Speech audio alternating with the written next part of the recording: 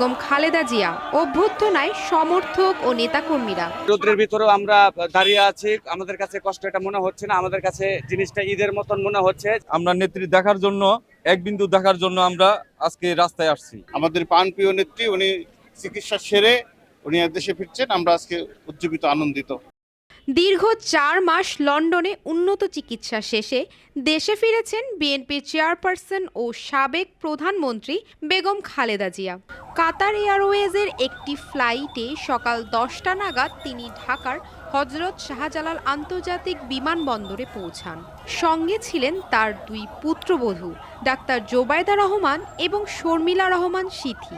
লক্ষ লক্ষ লোক তার জন্য রাস্তায় দাঁড়িয়ে আছে, কিন্তু যারা নমরুদ ফ্রাউন, যারা এই দেশে শাসন করেছে, স্বৈরাচারী শাসন করেছে, তারা আজকে দেশ ছেড়ে বাইরে চলে গিয়েছে। কোনো অবস্থাতেই এদেশের মানুষ আওয়ামী লীগকে এদেশে মেনে নেবে না।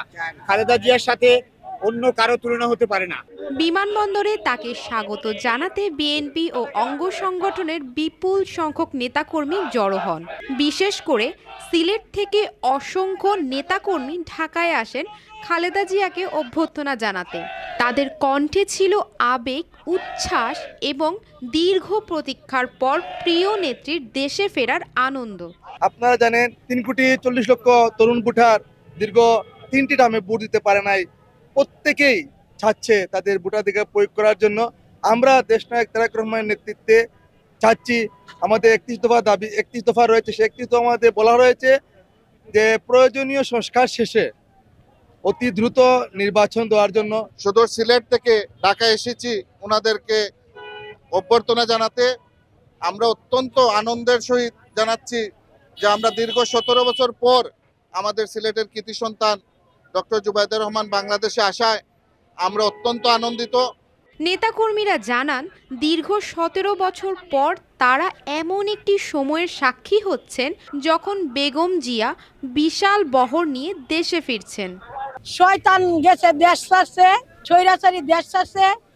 আমার নেত্রী অনেক অসুস্থ ছিল, এই লন্ডনে যে চিকিৎসা হয়ে আসার খবর শুনে অসুস্থ, তারপরেও আমরা আসছি। নেতাকর্মীদের দাবি, দেশের চলমান সংকট সমাধানে অবিলম্বে নিরপেক্ষ নির্বাচন দরকার, আর এ বিষয়ে দল যে সিদ্ধান্ত নেবে তারা তা মেনে নিতে প্রস্তুত বলেও জানান। এই অন্তর্বর্তী সরকার তো আর দীর্ঘক্ষণ থাকতে পারবে না।